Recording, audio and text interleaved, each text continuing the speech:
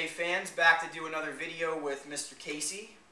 This time around, well, hold on, let's preface this real quick and we'll get into why we're on the video.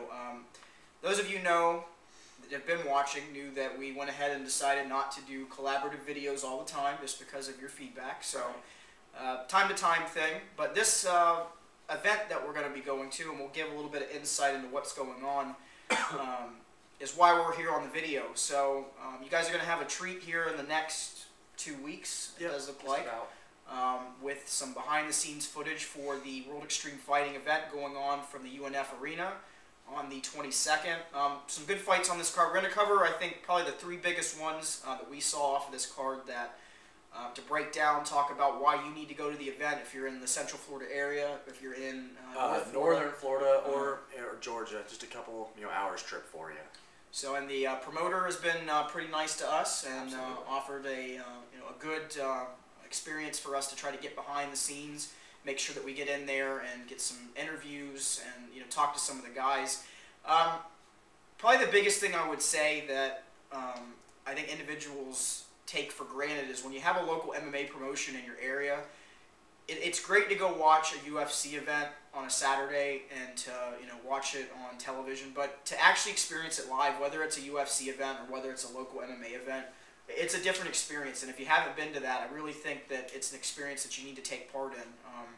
Local fights tend to be, and I'm not crapping on UFC cards at all, but you tend to have some exciting fights because you got a lot of guys that are up and coming. They need it. Yeah, they have the inexperience there, and a lot of times you're going to see quick finishes. You're going to see, with some of the guys that are veterans, you're going to see wars with a lot of those guys as well. And I think you get exciting fights out of the money that you pay for. And that's the other good thing is you get value out of these local promotions where if you go to a UFC event, you might be spending $500 or $600 just to get a decent seat, and with this you're going to be spending maybe $20, $30. Right. So there's the thing: you're getting value, you're getting pretty good fights for that night, and it's a live experience. You can't beat that. So UNF Arena, January 22nd, World Extreme Fighting, back in Florida.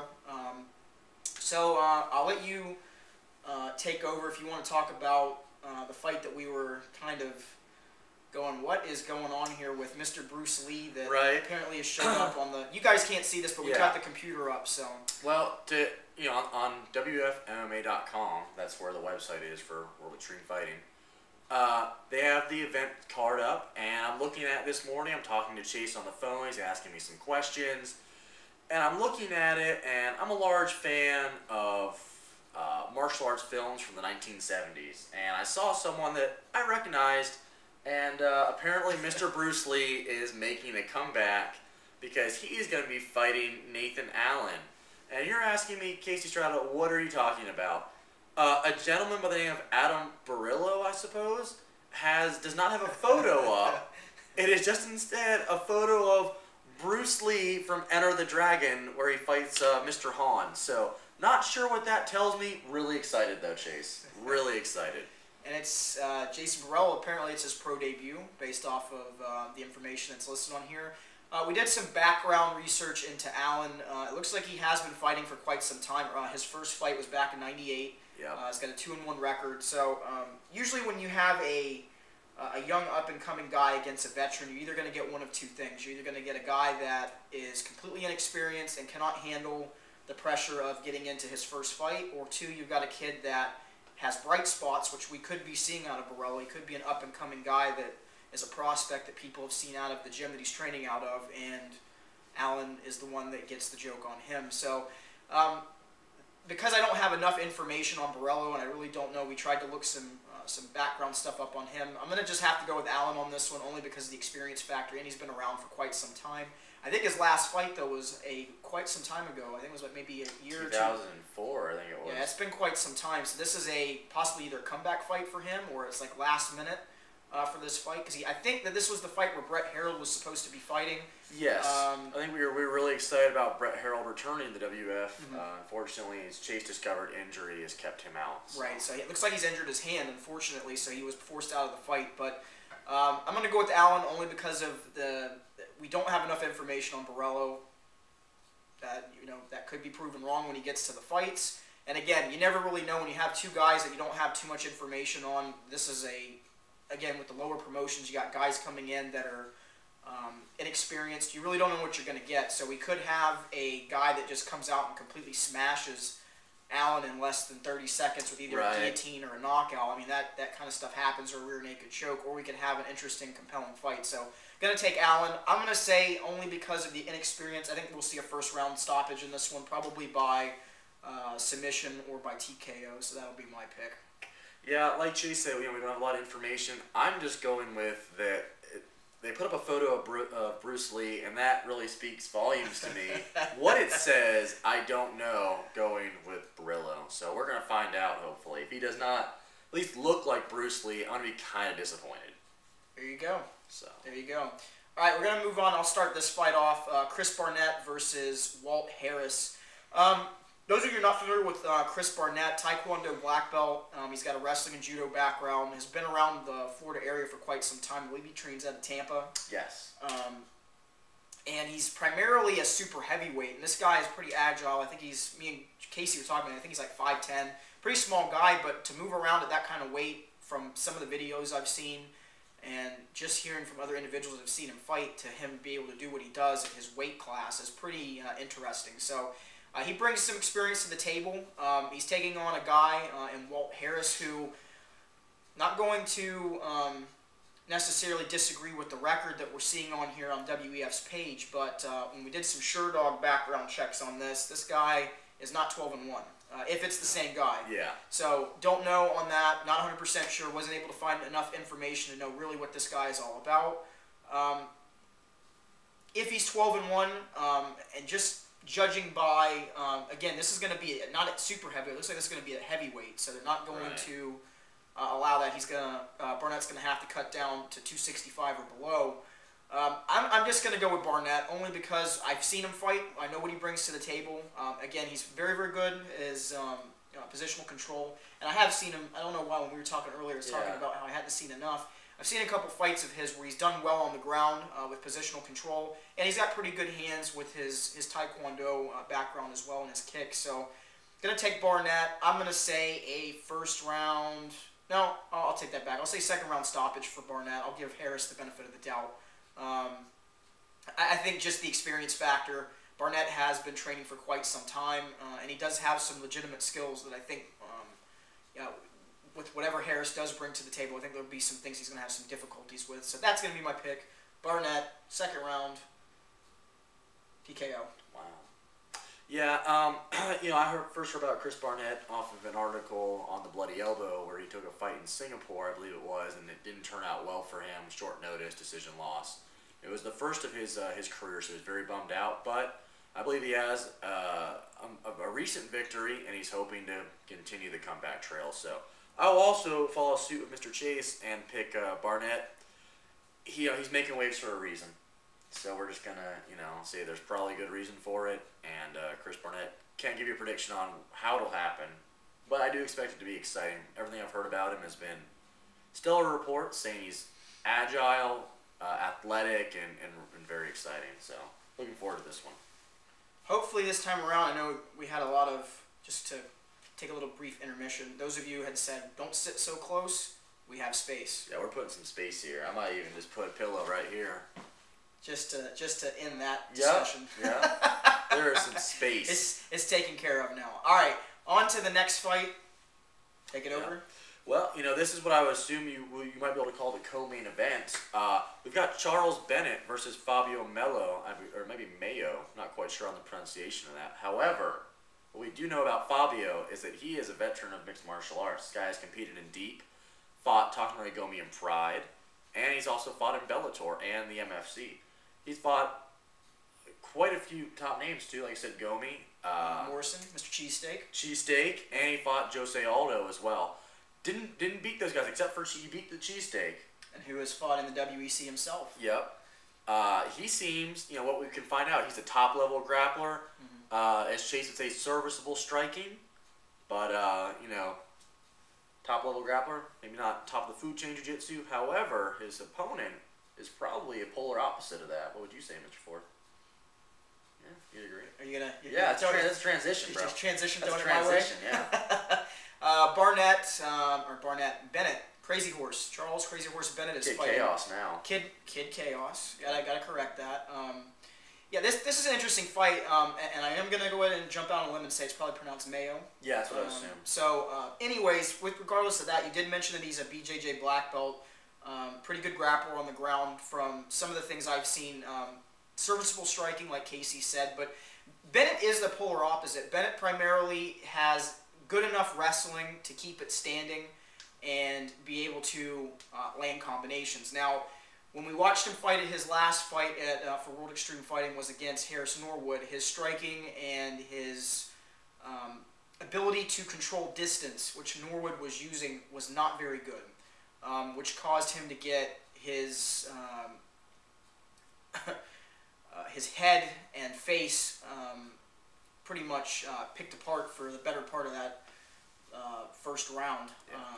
So really, if Mayo comes in and tries to get this down to the ground, which, I mean, if it was me and I was in the corner of this individual, he trains an American Top Team, I would try to use my my distance and my striking to only look for clinch positioning and possibly for some takedowns to try to put Bennett on his back, to try to look for a better position with some top control, either to go for maybe a head and arm choke with an arm triangle, or maybe even look for an arm bar. But if Bennett is able to keep this standing, he has been technical in fights with his striking, and then there's been fights where he's brawled.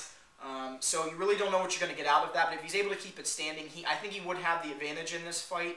But I'm going to go with Mayo only because of we have seen a progression over his last couple fights with some improvements. It does seem that his striking has gotten better.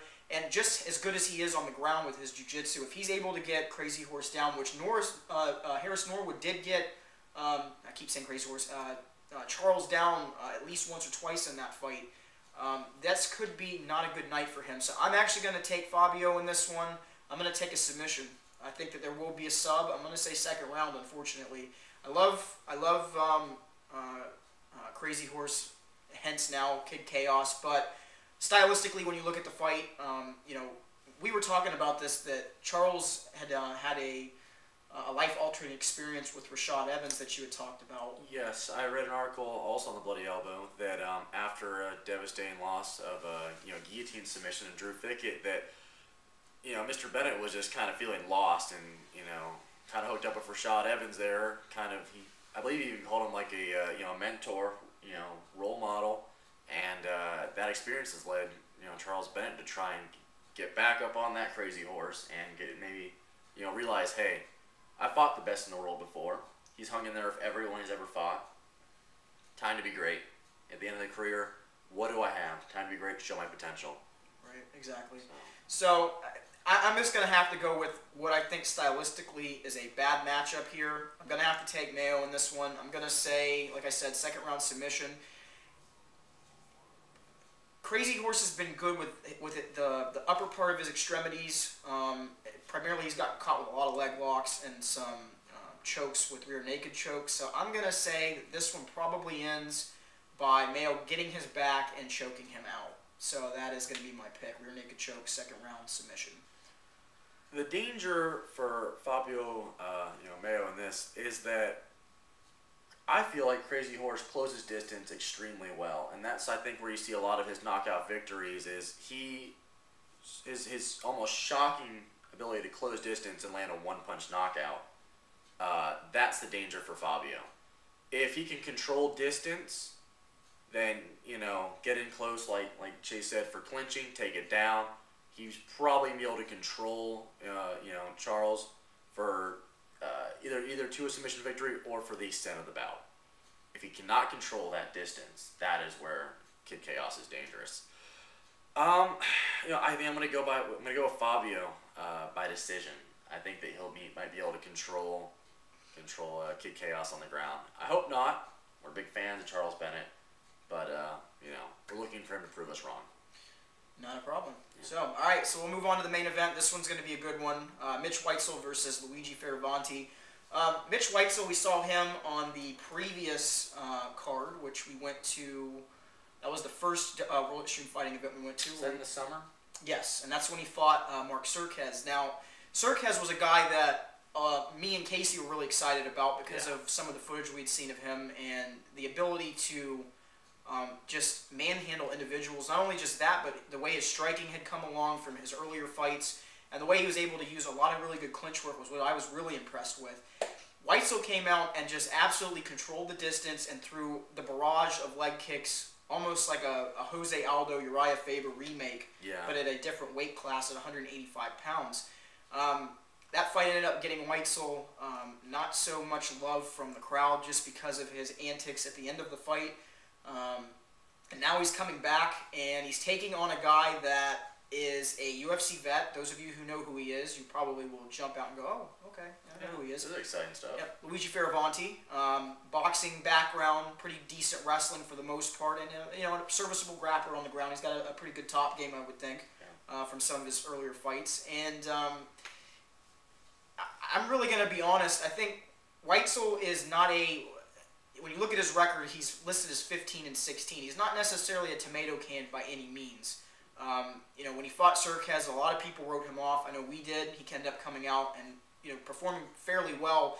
Both guys, though, put out a lot of energy in that fight, and towards the third round, they were both really, really gassed. Well, I would say between the both of them that Weitzel was in the better conditioning. That's not to say that it was leagues above Cerquez, but I think that, like I said, by controlling the bout, they were both really gassed. Yeah. Though. I mean, if you're coming along the point that Cerquez was more gassed than Weitzel, I would agree with that statement. But I think that cardio was something that stood out to me in that fight.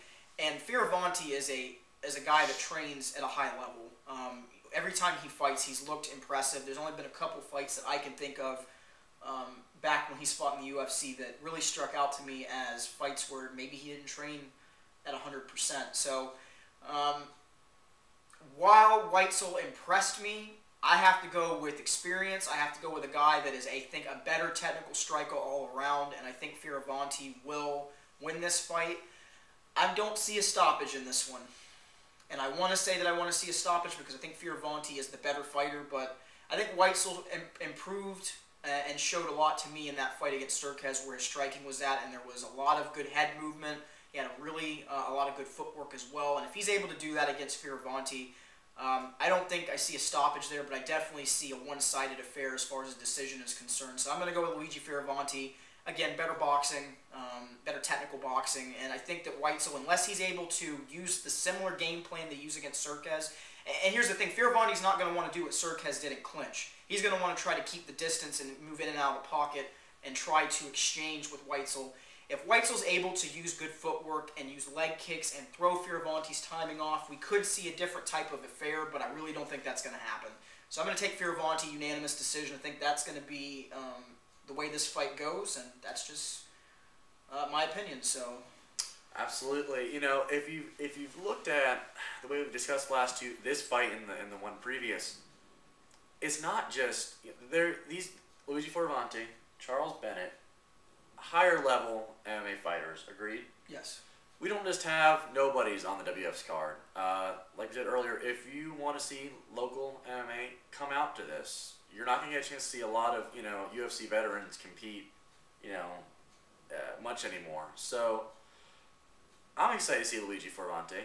I followed his career for the most part. Army, I believe, military service. I believe that's where he started his striking training, and he's more of a kickboxer. So is Mitch Weitzel. This is going to, I think, kind of be a stand and bang affair. However, like Chase said, we saw Mitch fight Mark Cerquez, and Cerquez is the kind of guy that, and I'm not putting him down, beast of a man that comes out, ragdolls dudes, and just beats the tar out of them. Having, over 30 fights, Mitch Weitzel has probably seen that before, and that's why I believe he beat Mark Cerquez. He was able to control the distance, land leg kicks, pick him apart. I don't think he'll be able to do that against Luigi. I'm looking for him still to impress me a little bit yet. His record does not signify being 15-16. I think the real skill level this guy has is he's not a tomato can, and I don't think it's going to be just a one-sided drumming, but I do expect Luigi to win. I'm going to hope for a stoppage, like Chase said, but Weitzel had a certain durability to him that I don't know if Luigi will be able to exploit. I'm going to go with Luigi, though, unanimous decision. All in all, though, I'm very excited about this card. So, if you have any questions about the WF, or just want to have some more discussion, definitely leave comments, and Chase and I would love to chat it up in the comment section about this. Most definitely, and we will be there on the 22nd. We're going to have some videos that we'll be putting up probably throughout that time frame. We've been talking to Mr. Levine, the promoter, of course. We've been invited to go out and be involved with the weigh-ins and some behind-the-scenes interviews. So I will not be able to make the weigh-ins, unfortunately, because of my work schedule, but I will be there the next day. Casey's going to try to get up there, and that's something that you and Mr. Levine are going to work out. But he's going to try to get up there and get some behind-the-scenes interviews the day before with the weigh-ins and everything, and then we'll try to get some the day of as well to try to get where these guys are going, where they've come from, talk to a guy like Luigi, talk to a guy like Kid Chaos again, talk to a guy like Mitch Weitzel, talk to a guy like Chris Barnett, see where they are when they're training, see where they are as far as where they think they want to go in the MMA sense right now, and then try to get some additional information from some of the WF executives to try to let you know why you need to come out and watch the event as well. Because again, like Casey said, it is always imperative, and I think this is the big thing about MMA, and I've said this from the time I've gotten on YouTube. I know Casey's been a big proponent of this too, and we've talked about it behind the scenes, but MMA starts by you, by the individual that's watching the video right now, and it's by going out and supporting the sport. Whether you buy a Tap Out t-shirt, whether you buy an Extreme Couture t-shirt, whether you watch and order a UFC pay-per-view, or whether you go out and you watch World Extreme Fighting at a live event, you're supporting MMA, and the only way this sport will grow is by its continued support. I know this sounds like a PBS commercial. Right, the more you know. I know this sounds like a PBS commercial where it's like, and it's brought to you by the viewers like you. Yeah. But it really is true. I think that's the biggest thing about this sport, is that it will only grow if fans continue to dive into it. And I think that this is a great event. We've had a good time the last 2 events that we went. I went to one before I went with Casey back in about 05, 06 when they were here last time in the Kissimmee area here in Orlando. So definitely come out. Again, Jacksonville, UNF Arena, January 22nd. Did they put a time on this card? I don't believe so. If not, I haven't seen it yet. See if you can scroll up there real quick. Might want to go to the main page and see. Let's see if we can find this real quick, because I don't see a time listed on here. Sure, it's like 7 o'clock, somewhere around there. But let's find out real quick. If you go to buy tickets, you know what, that's where it's going to be at. Give me so many commands, gosh. Yeah, my apologies. We're Googling, guys. Give us a second. We got the floor plan of the event. That's kind of cool. Well, they didn't put the time on here, but I'm going to take a stab and agree with Casey. It's probably going to be around 7 to 8 o'clock. 7 to 8 o'clock that night. It just makes sense. That's how they've done these other events as well. So, again, local MMA. You've got all kinds of different promotions in Florida. You've had Bellator here, XFC. The World Extreme Fighting WF has really done a good job, and they seem to be making waves and slowly picking back up some progress. So again, local MMA, if you're in the Jacksonville area, South Florida, Central Florida, you can't not go to this card because of the fact that, one, again, you're going to get a better deal with seats. You're going to get a better deal with being able to see the promotion at a closer pace. I mean, for right here, to be on floor seats right next to where the cage is at, you're paying $75. I mean, that's not bad. No. That's as much as you're going to pay to go to a rock concert. Absolutely. Just going to be honest. And also, the WF, you get a ton of fights. I think there were, like 12, 13 fights last time we went? Yeah. And that might even be too much fighting. No, it's not. It's just enough, especially for your money. The value is just immense. People are excited about the savings. So. Brought to you by the viewers like you. Yeah. But, yeah, make sure you get out to this. It's going to be a good event. We will be there. If you're going to be showing up that night, shoot us a little comment at the bottom. Please. Let us know where you're going to be at. We'll meet up with you, and we'll talk with you, meet you in person. We'd love to do that. But anyways, World Extreme Fighting, January 22nd, UNF Arena. Make sure that you get there. We will be there. We'll have interviews. We'll have additional behind-the-scenes footage that will be up on my channel during that time. We'll probably be doing some editing that night while we're up there in our hotel room. So you guys take it easy, and we will see you January 22nd if you show up, UNF Arena, World Extreme Fighting. Be there.